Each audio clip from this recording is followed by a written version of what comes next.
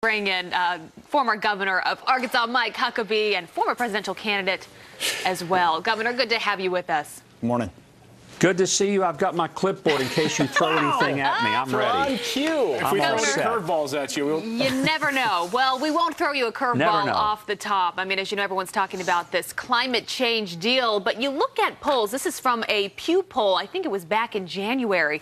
And you look at this long list of the things that the American people are most concerned about, that they care about the most. Of course, the top of that is terrorism at 76%. But look, Governor, you have to look all the way at the bottom. 38% is climate change. It doesn't mean that it's not important, but it just gives you a sense of where the American people's heads are when it comes to things they care passionately about. You wouldn't know that, though, by the reaction to what happened on Thursday.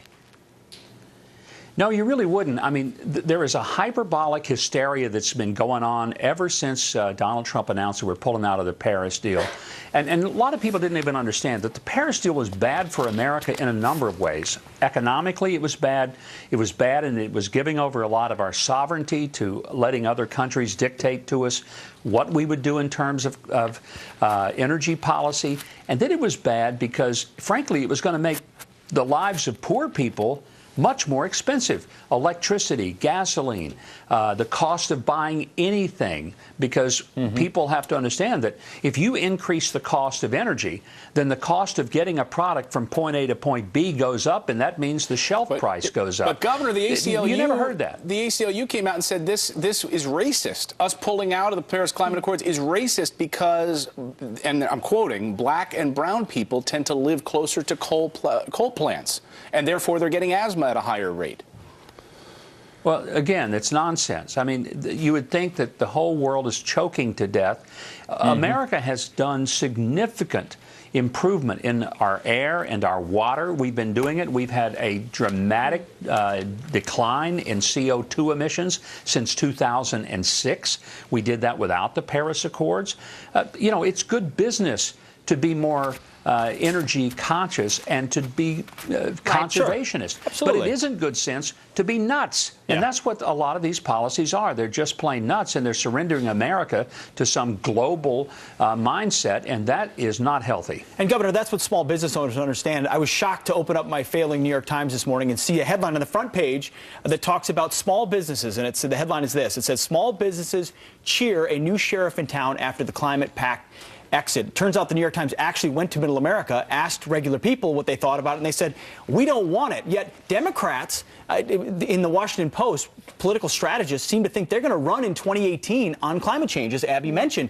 I mean, how out of touch can they get?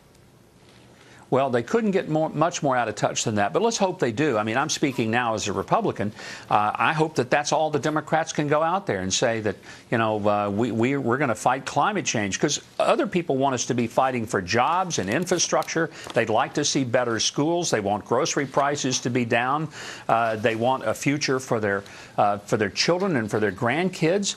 And sure, everybody's concerned about good water, good air, but I mean, the nonsense that's been spewing out of the mouth of the Trump haters, it's so over the top that, frankly, I think they think that anyone who's not an elitist is stupid, but the stupidity is not out there in Middle America. The stupidity is out there among the elites who truly are, I think, smelling their own gases way too much, and they have lost sense of reality. Yeah, well, we can all care about cleaner air and the importance of energy, but I'm not sure that that issue alone is going to get people to the polls. That's what a lot of Democrats are hoping on this next time.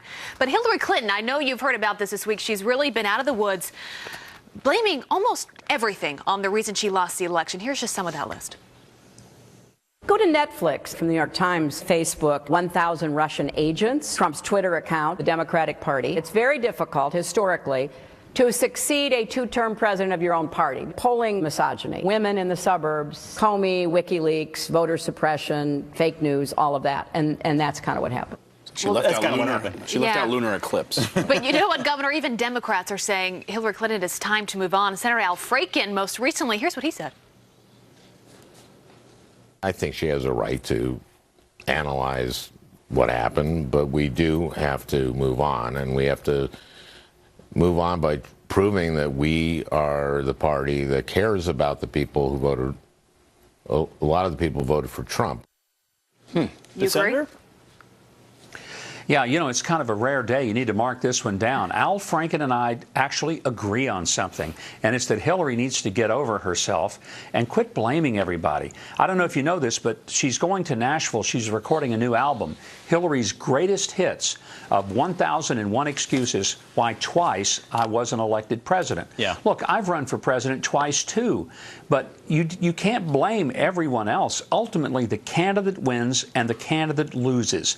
And when you lose, you don't look around at all the people that work their tails off helping you and blame them. Right. You thank them and you blame yourself. You dust yourself off and move on. Yeah. Well, someone else who's blaming other people for something we saw last week is Kathy Griffin. Now, of course, we saw the horrible images of her with Donald Trump's head this week, and then she was fired from CNN. Well, then she decided to hold a press conference late in the week. We thought maybe more of an apology. It kind of went the opposite way. Take a listen. I'm not afraid of Donald Trump. He's a bully. I've dealt with older white guys trying to keep me down my whole life, my whole career. A sitting president of the United States and his grown children and the First Lady are personally, I feel, personally, trying to ruin my life forever. Forever. You guys know him. He's never going to stop. I don't think I will have a career after this. I'm going to be honest, he broke me.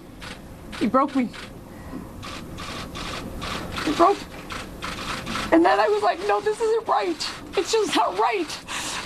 And I apologize because that was the right thing to do and I meant it. So the governor who held up a bloody head is now the victim.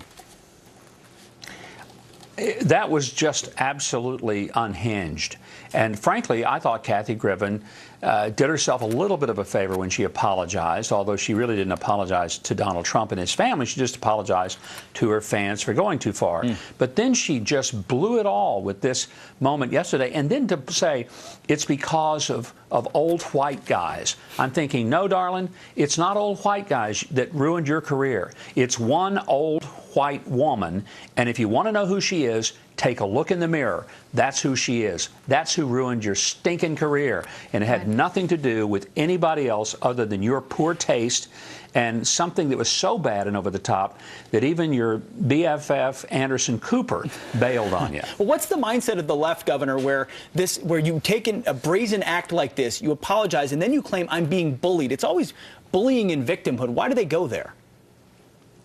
You know, it's just one of those moments you want to say, Dr. Phil, ER stat, you have a redheaded patient in room 3.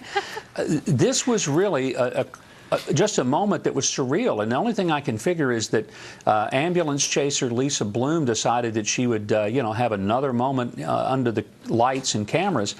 But my gosh, Kathy Griffin could have perhaps rehabilitated her career. But that bizarre performance yesterday, which she was blaming everyone but herself for the complete meltdown of her career, it's honestly, all jokes aside, it's rather sad to see somebody who is that out of touch with reality. Yeah, that's well said, Governor Huckabee. Always good to have you with us on a Saturday morning. Have a great weekend. Keep your clipboard. You too. Close. You never know what's coming your way. Coming up.